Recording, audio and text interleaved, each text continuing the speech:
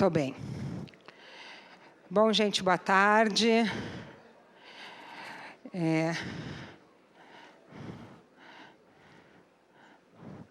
Vou pedir para todo mundo ir tomando os lugares, para a gente poder iniciar. Ótimo. Eu ia dizer que eu estava aqui pensando como é que eu ia apresentar o Oscar, porque eu já apresentei o Oscar tantas vezes que nem sei se tem alguma coisa do Oscar que eu não falei. O Oscar ele tem um exercício na mana que muitos de vocês já fizeram, que tem que falar alguma coisa sobre outra pessoa. A pessoa tem que falar sobre si que os outros não saibam. Eu vou precisar começar a escrever os dele para poder melhorar meu repertório. Bom, gente, o Oscar Motomura é o proprietário da Manakei, que é uma instituição que apoia o Senado na formação de seus líderes. Nós já temos mais de 110 líderes formados, que já fizeram o APG na Mana, e que têm formado um grupo pensante e que projeta e que desenvolve, que amplia os conceitos que são exercitados no APG por todos os colegas do Senado. E eu acho que é por isso, que o Senado tem conseguido melhores resultados de clima organizacional, tem conseguido realizar inovações na sua gestão em todos os âmbitos. Desde os serviços, que têm liberdade de fazer as inovações, até as estruturas maiores, até a diretoria-geral.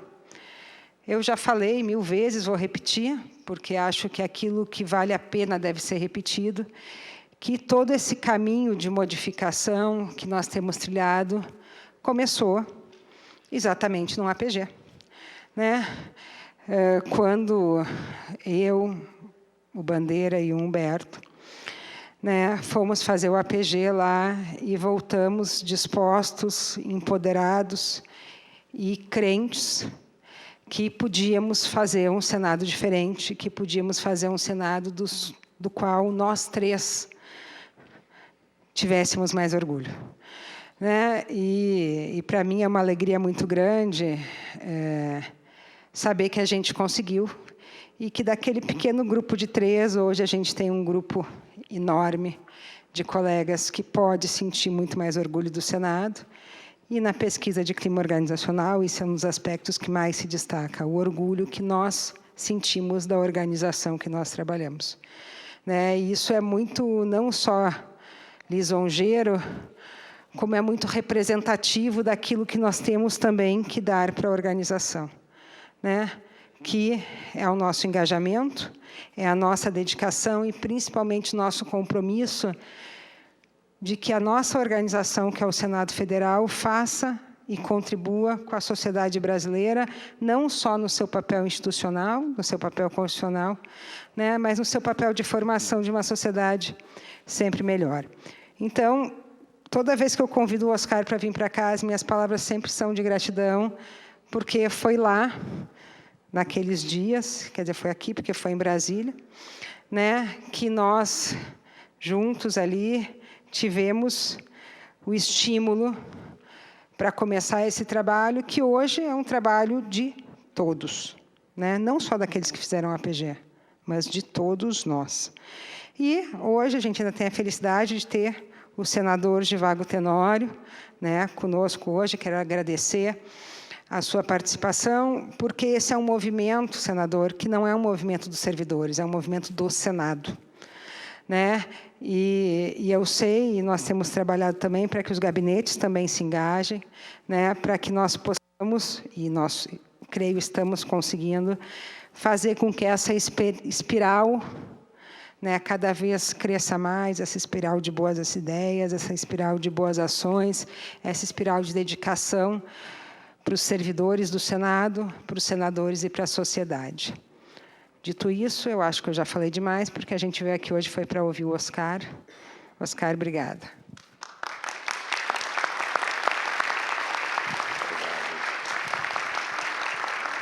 Obrigado. Boa tarde a todos. Boa tarde, espero que vocês tenham almoçado bem. não bem demais, né? Senão vai dar um sono aqui. E para colaborar com vocês, nós vamos escurecer a sala e passar um filme, né? Alemão, sem legenda. Mas é uma brincadeirinha, mas então nós todos vamos enfrentar um desafio, né? É uma palestra num horário um pouco complexo, as pessoas estão vindo do almoço, estou vendo pessoas chegarem, mas é um grande prazer estar aqui com vocês. E eu queria começar já entrando direto no assunto, mas antes de dizer o que a gente faz, né? A gente faz duas coisas. Nós começamos com uma empresa de consultoria na área de estratégia. E depois de quase 8 anos, nós entramos na formação de líderes de alta administração. E isso tem a ver com a consultoria, que a gente não queria criar dependência. Quando você tem sucesso como consultor, parece que a gente tem vida eterna na empresa. Mas a gente achou importante capacitar nossos clientes e nos tornarmos desnecessários. Essa foi a filosofia que nos fez trazer todo o know-how que a gente foi desenvolvendo na área de estratégia para dentro dos programas que a gente faz. E é por isso que o programa ele não tem coisa de fora, digamos assim, não é um programa tradicional, e é até difícil de dizer que é um curso, porque na verdade a gente cria vivências e o que a gente mais faz é gerar conversas significativas. Então a PG ele é quase um estado de espírito em que a gente valoriza cada minuto da nossa vida falando sobre coisas que são relevantes, não jogar a conversa fora, digamos assim. E aí que alguns desses temas são bem amplos, né? Do tipo, o Brasil tem um propósito. Qual é o papel do Brasil no contexto mundial? De que forma o Brasil pode ajudar o mundo a ficar melhor? Não é um papo, não é uma conversa normal, nem de almoço, né? Mas, na medida que a gente inclua conversas desse tipo, no almoço informal, inclusive, né? Com pessoas de outras áreas, nós estamos evoluindo aqui, ó. É como se o nosso software começasse a se ampliar, se ampliar, se ampliar. E a gente começa a trabalhar as questões do dia a dia de um jeito diferente, porque a gente está pensando no macro, do macro, do macro. E aquelas coisas que aparentemente são operacionais têm a ver com o jeito de fazer aquilo que parece simples, mas dependendo do jeito eu vou contribuir para o estado do mundo ou não. Às vezes posso até atrapalhar. E é aí que a consciência começa a se ampliar. Então, na verdade, não tem muito segredo. No APG tem essa configuração. E isso faz com que depois que as pessoas saem de uma semana, 3 dias intensos, né? Às vezes tem a versão compacta, a versão mais longa. As pessoas se habituam a trazer à mesa questões mais relevantes. Para não dizer também de equações que nós precisamos resolver. E, por exemplo, na consultoria agora, depois de décadas, nós focamos só equações que são muito difíceis de serem resolvidas. E a gente até apelida de equações impossíveis. Quando todos estão dizendo que não dá, a gente quer o projeto. Agora, isso faz com que nós, coletivamente, junto com a organização, nós tenhamos que criar soluções. E não dá para resolver uma equação impossível, a não ser que a gente inove radicalmente. Então, nós estamos gerando inovações radicais o tempo todo, na consultoria, nos workshops e na solução dessas equações, e vamos trazendo todo o know-how que a gente vai desenvolvendo para o programa. E isso que a Ilana estava falando agora é que a gente dá uma ênfase enorme, estamos dando uma ênfase cada vez maior àquilo que a gente chama de projeto segunda-feira. E logo nos primeiros momentos do programa, a gente diz, vocês estão aqui, vamos ficar aqui 5 dias ou 3 dias, por causa da segunda-feira. Se a próxima segunda-feira for igual a todas as outras, esses 5 dias não terão valido a pena. Então, a gente diz, esse programa foi desenhado para gerar ideias, gerar insights, e anotem, e a gente vai dar uma folha de candidatos a projetos segunda-feira, logo no início do programa. As pessoas vão postando todos os insights que vão tendo. E mais no final do programa, eles dão uma olhada na lista, que às vezes é longa, eles têm que escolher o que maior impacto pode gerar na organização. E tem que desenvolver o plano. E o compromisso é chegar na segunda-feira, 8 horas, com um plano muito bem detalhado, num material que condensa todo o nosso know-how em fazer acontecer.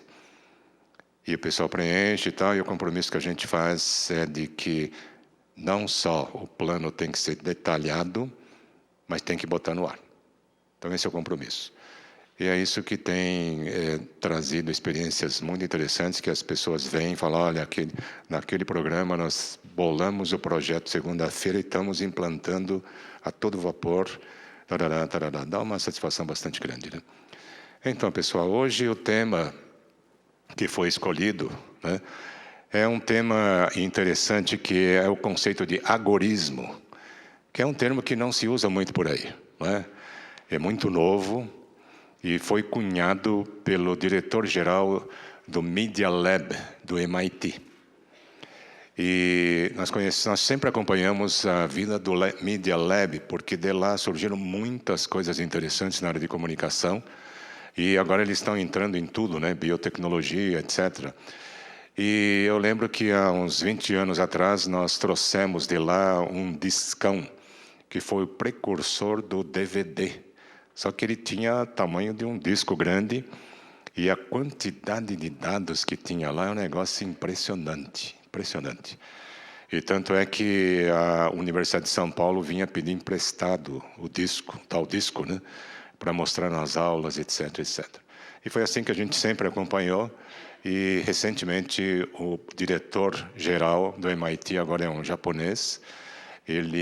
A família migrou para o Canadá aos 3 anos de idade, quando ele tinha 3 anos de idade, o Joe Ito. E depois ele veio para os Estados Unidos, fez o MBA lá, e agora ele recentemente foi nomeado diretor-geral do Media Lab, do MIT. E foi ele que cunhou essa expressão, né? Num vídeo que ele fala um pouco sobre as coisas que eu vou até detalhar mais, né? Ele no final fala, eu não gosto da expressão futurismo, é agorismo. E com essa introdução eu queria mostrar para vocês algo que nós preparamos especialmente para este momento. E eu queria destrinchar um pouco essa questão. Tudo bem? Então, podemos mostrar o início desse pequeno gráfico? Então, agorismo versus futurismo. A primeira coisa é essa questão de tempo cultural. Vamos mostrar. A gente não fala muito sobre isso, né? Mas tempo, prazo, é uma questão cultural. Por exemplo, quando na nossa organização a gente dá um projeto, fala, vamos começar esse projeto, as pessoas vêm perguntar, Oscar, é para quando isso?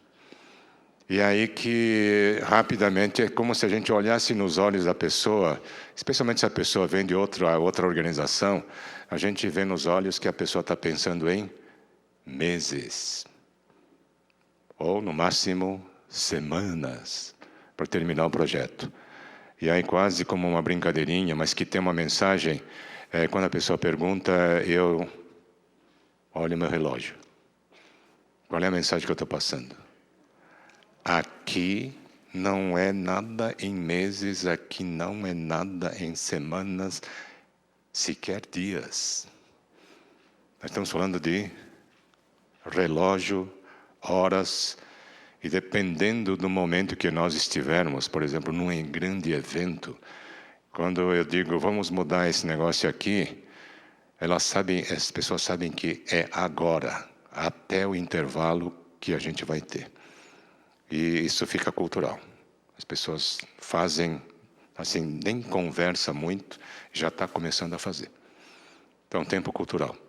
Agora, nós estamos num momento em que tudo está mudando muito rapidamente e o advento da internet, ela é uma coisa que é impressionante. Talvez nem todos tenham ficado sensíveis em relação a isso, né? Mas o tempo cultural está diminuindo. Está diminuindo, diminuindo, diminuindo, diminuindo. E, de repente, assim, que tal um dia para fazer o que a gente precisa fazer em um ano. Isso é agorismo. Quero construir uma coisa, tenho algo urgente, começou. No momento que eu já vou para a ação, para a primeira ação, eu já comecei a construir o futuro. Esse é o conceito mais simples de agorismo. Tudo bem? Então, aí, um ano em um dia. Talvez possa parecer exagero para vocês, mas os prazos estão diminuindo, e quando a gente fala de vamos desenhar o plano anual, e aí eu falo anual, quando há poucos anos atrás a gente diria, vamos falar do plano quinquenal do Senado. Parece que não dá, né? E nós estamos no plano anual, já não está dando. Porque a gente faz um plano anual e no dia seguinte acontece alguma coisa que a gente vai ter que rever o plano inteiro. Essa é um pouco da realidade. Trimestral está melhor. E tudo isso, se a gente olha os imprevistos, olha as surpresas que nós temos praticamente todos os dias, né? Não só surpresas como greve dos caminhoneiros que paralisa o país, mas uma tecnologia revolucionária acabou de chegar e está fazendo uma revolução. A gente vai ter que rever o plano muito rapidamente. Então, não sei o que a gente vai fazer com os nossos planos anuais. Pode ser um roteiro geral que acomode mudanças muito rapidamente no dia a dia. É isso? Talvez faça sentido. A outra coisa não faz mais sentido. Então, esse negócio de um ano e um dia parece mais perto da realidade do que a gente imagina, né? Agora, tem o item 2 que eu separei aqui para vocês, que é a cultura do ágil. E essa cultura do ágil veio do desenvolvimento de softwares. E esse negócio não é novo, vem já de algum tempo. E eu fiz um curso de tecnologia nos Estados Unidos, né, só sobre gestão de tecnologia. E na época a gente já falava disso. Faz logo a primeira versão e põe no ar. E daqui a pouco todo mundo está ajudando a melhorar essa primeira versão, inclusive os clientes. Então, uma cultura do ágil em tudo. De repente, vocês podem soltar um projeto e os próprios cidadãos estão ajudando a melhorar esse projeto. Mas põe logo no ar. Podemos ficar planejando, redesenhando, planejando. Eu brinco que tem organizações que ficam planejando. Não vai para ação. Então, parece que tem um paradoxo aqui que, se a gente conseguir eliminar isso e colocar praticamente a ação na frente, de repente a gente começa a caminhar nesse gráfico, né? E essa expressão é, vamos construir o avião em pleno voo. Não é um avião pronto. Um avião que vai se aprontar e que nós estamos construindo em pleno voo. Talvez seja uma metáfora que nos ajude um bocado a perceber isso. Mas tem um terceiro ponto aqui que eu queria trazer para vocês, né? E que já tem algumas coisas penduradas aí para nos ajudar. Maestria em improvisos. Falou em improviso, tem gente que tem arrepio. Porque parece o contrassenso de eu fazer improviso quando a gente devia planejar muito bem tudo o que a gente faz. E, no entanto, se a gente for olhar o improviso por um lado positivo, entrou um dado novo, aconteceu algo na sociedade, eu estou criando instantaneamente soluções que vão acomodar essa mudança que apareceu. Criação instantânea. Talvez já fique melhor, né? Porque a gente fala de improviso, a gente acha que é uma coisa que é negativa. E, no entanto, parece que nós vamos precisar até incluir nos nossos treinamentos, no processo de educação, a capacidade de improvisar. Aconteceu um negócio diferente e, rapidamente, eu estou criando uma solução instantânea para aquele problema que foi criado. Improviso. E, em algumas profissões, isso é efetivamente treinado, né? Nós temos nossos amigos doutores da alegria. Eles vão para hospitais e lidam com a criança hospitalizada. Você não sabe o que vai chegar da criança. Não é assim? Eles têm que lidar, eles não vão fazer uma apresentação empacotada. Eles têm que interagir com a criança do jeito que ela vem. E eles treinam esse improviso instantâneo. Então, é um improviso científico, não é? E é na música idem. Se a gente vai para o jazz ou para o chorinho, os músicos têm que improvisar, faz parte da modalidade musical. E aí tem alguns paradoxos, como músicos da sinfônica, músicos extraordinários, que não conseguem improvisar. Interessante, né? Porque improviso envolve risco de você fazer algo que não tem manual. Ninguém fez antes. Vou criar o inédito.